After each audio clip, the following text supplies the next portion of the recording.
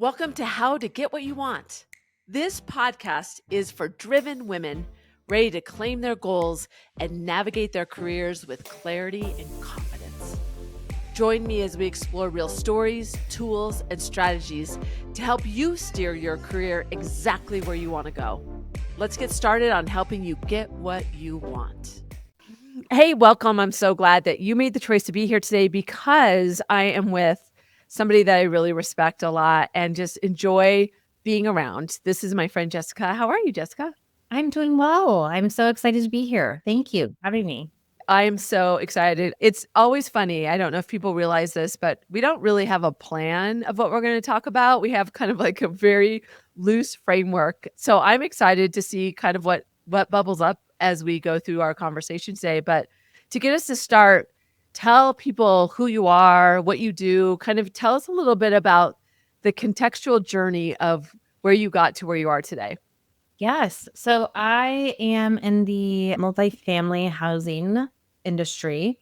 I started in conventional. I moved over to student pretty young and spent the last 20 or so years in student and have recently branched off to run our BTR vertical, which is a very new concept and very exciting.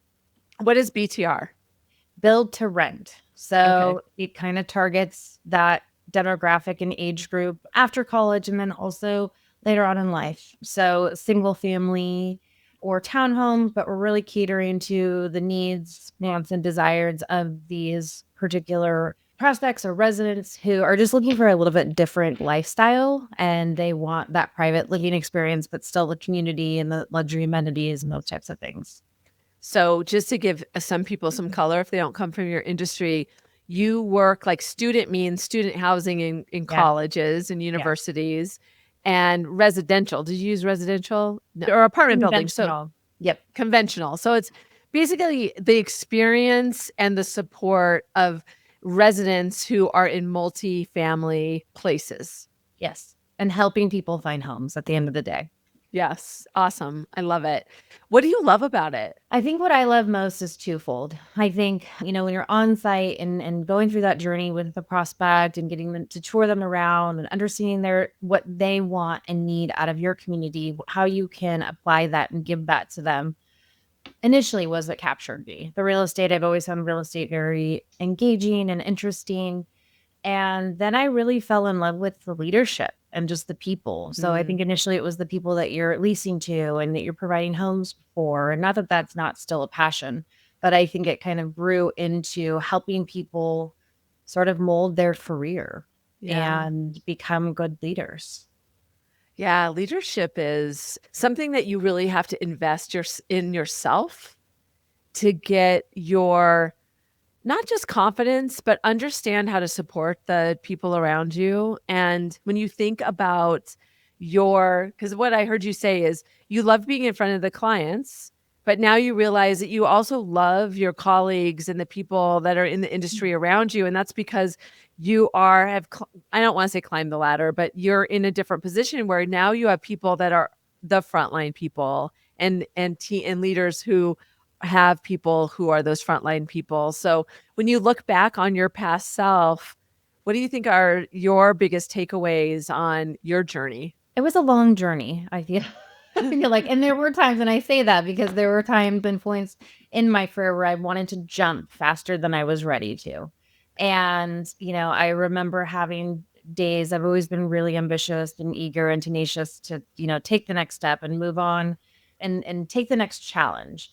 And there have been times where, it was difficult to sort of take a step back and say, everything that I'm doing every single day is experience that I'm learning more and more and more and more that will actually help me be the best version of the leader that I will be. It's so interesting to hear you because I work with a lot of women who I would say I have to really encourage to be, raise their hand before they're ready and really push themselves to ask for more. And it sounds like there were some times that you actually had to rein that in a little bit. Can you think about a situation that you can give us a little bit of color and context around that? I remember when I was, 25 years old and wanting to I was a community manager, I was a senior community manager, but really wanted to take that next step into a portfolio manager position. And I just wasn't ready yet. And I eventually did it and I kept pushing. I will say that that's one of the most challenging transitions in our industry is going from that on-site role to the corporate role of operations. And it was a difficult transition, even with all that, tenacity and ambition. It was still a challenge. But that is something that I've learned when promoting people. I always say, we're not going to prematurely promote people if they're Mhm. not ready. We're going to give them the tools that they need to be successful and eventually get where they want to be. But we can't do it before the time is right. How do you know when somebody's ready? I know that's like a very broad question, but I love like this tension between when they are not quite ready and when they are ready. So put some words around that. I think there's a lot that goes into it. So I think that, if you have someone internally that you've had the pleasure of watching grow, you can kind of see where their strengths are, where their weaknesses are, and then you can do what you need to build in that capacity to devote to their additional needs that they're going to need because it wouldn't be fair to think that they're just going to morph into this leader that we need them to be. And so I think that is what I found is just having the capacity and the bandwidth to say, okay, I need somebody in this role that is going to move mountains, come in, do what I need them to do because maybe I'm stretched too thin or maybe I have too many direct reports versus having the ability to like say, okay, I'm going to commit to this person and I'm going to make sure that, they're already, and this doesn't fully answer your question, they're already of the mindset of what we need to see. So being able to see the big picture, being able to understand more than just what's at their fingertips, but high and low and different directions, I think is the biggest tell sign because that from what can see is just a different way of thinking. And ultimately that's what you need to have as you grow up. I go to one example of someone recently who was promoted and he had so many great qualities. But then there's also qualities where they're green and they need that nurturing and I can see that and will be willing to let them make falls, make mistakes to learn from their own, but also be a coaching in the same vein. It's like you're pouring into them, which I love that idea of pouring into others and seeing them. My friend Micah Libra talks about how great leaders understand that you're 10 inches taller than you believe you are. And so it's understanding that capacity to grow into that role and be able to figure out the timing to make that make sense. And it makes me think about understanding the interests of the other side of the table. When I think about negotiation, I think that there is a direct correlation to seeing where they're really strong and where there's some capacity to give them something they need. What do you think about that?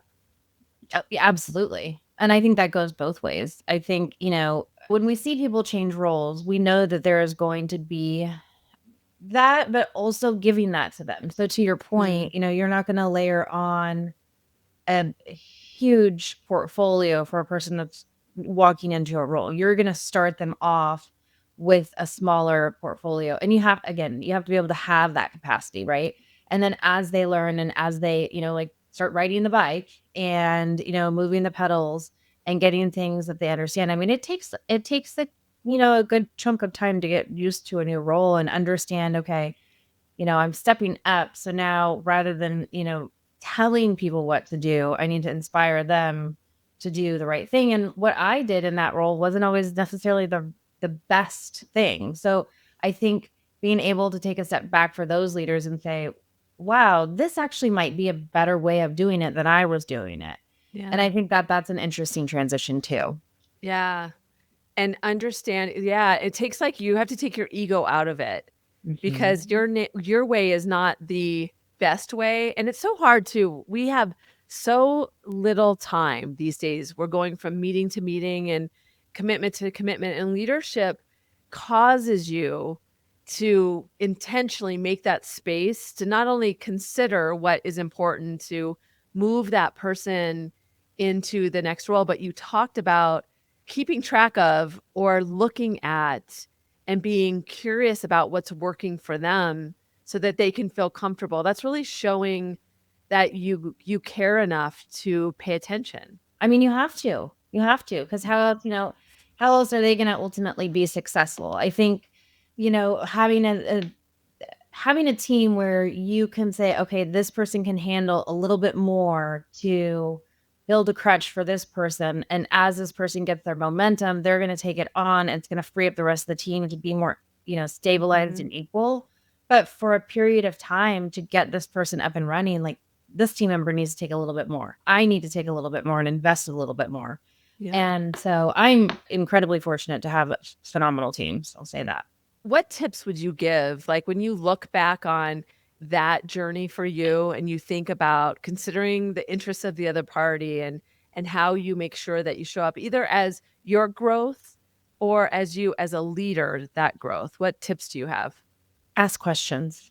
Ask Hmm. so many questions. I think, even if you think that you know the answer to a question, whether it's a prospect or an employee or a client, they might have a different perspective. And what that helps you do is learn how their mind works and how they think and what outcomes they want, which ultimately will help, I think, have a better conversation and a relationship because you're understanding them better. So whether it's a question about, what color is the sky today, or what, more technical questions. I mean, I told my PMs all the time with the asset managers, we're not in the business of asset management necessarily, but if you have a question, I promise you, they would love to answer your question. They are not going to think it's a stupid question. And if they do, then they're not nice. Yeah. But, I think that, especially as you get older and you are a little bit more elevated, you really respect the questions that are being asked because curiosity and, being inquisitive is a remarkable trait that everyone should do more of. I love what you said too, even if you know the answer, but make sure that even if you were right, you don't allow your ego to go, "Oh, I already knew that." I'm like, don't, haven't you caught Yeah. I've caught myself doing that. That's a bad habit. Yeah. Don't be a one upper. Exactly. Don't be a one-upper. No. Yeah, questions are really underrated. I mean, we say that, but I really want to emphasize, be curious to assume you don't know. Mhm. And be curious about to listen to understand their perspective. Because Yes. even if they say exactly what you thought, even think about the way they looked at it just a little bit differently than you did. Right. Yeah. I always tell, my portfolio managers, I'm always like, if you think like the owner, you will have all of the answers to all of your asset managers' questions. But until you have that mindset, you're not going to because you don't have the thought process isn't there. But, when you ask those questions and you get more granular, then you can understand how they're, to your point, how they're looking at it with their answers. How have you become a good person who asks good questions? I'm not sure how, but I really try. I find myself, as I've gotten older, just am naturally more curious about things. I Mhm. don't think and I think when I was younger, I thought I knew a lot more than Yeah. I, needed to. So as a parent, I always encourage my children to ask questions and respectfully. And, I think the same thing is true for me. And a lot of it just has to do with holding a conversation and getting to know people and building rapport, whether it's a friend or a colleague or a client, because, I think being able to be a good listener is a really good quality. And Mm. it's definitely more difficult for some people than others. And it's well received. I remember early in my career, my executive coach said, "You can always tell who's wise in the room because they're the ones that are just observing. They're not looking to insert their opinion or their wisdom. Mhm. They're intentionally learning about others." So I've really, as an extrovert, had to really go practice wisdom, be silent, learn from one another. It's huge. Yeah, I will say my husband is definitely a huge help with that because he Mm, and I are very different. And, I was definitely someone that had to insert things in places. yeah. And I learned from him, The why. What value does it bring to Mhm. just say what you want to say because that's how you feel or what you think? Like just kind of, let things go. If it doesn't bring value, it doesn't need to be added, you know? Yeah. That's so important as leaders, I think, especially new. You said you learned it later in your career, and I think that that's a key point is when people are moving into a new role, they just assume they should be accomplished at it or better at it, but there's some time that you have to get comfortable in your own skin in that role, and Yes. sometimes curiosity as you move up, asking questions is 70% of the time should be listening and 30% should be talking. And so if people really think about that as a metric and the way to really powerfully make sure that you hold that is to ask good questions. It is, and I will say that that is something that, with my teams, I encourage them to ask questions for a couple of reasons. For one, I also think that building asking questions builds trust. So if Yeah. you're coming to me and I know that if you don't know the answer to something, you're gonna come to me and we're gonna talk through it together, I feel more comfortable letting you make the decisions. Because even if you come to me and we're just talking through it, that's one thing. But to not ever to think that you know everything, that's not ever gonna be the case, you know? I mean, maybe eventually, but, like, sometimes it's also just good to have the conversations and talk through things and make sure that whoever is ultimately going to be the person that, you have that conversation with is on the same page with your decision-making skills as you Yeah. grow. Yeah. It's so important. It does. I love that. It's not only it's alignment, it's trust. There's so many things that we don't think about that are additional connections to being really curious. Mhm. It's so powerful. Thank you for sharing your wisdom today. Of course, my pleasure. How can people find you or connect with you? I am on LinkedIn. I try to be active as I can, and just Jessica Delis, I think is my tag name. Awesome. We'll put that in the show notes too so that it's easy for people to connect with you. That'd be great. I just so enjoyed our conversation today. Thank you so much for making this time, Jessica. And don't forget, if you want to join the community and join the newsletter, the weekly newsletter, go to negotiationlove.com. I'd love to have you as a part of our growing network.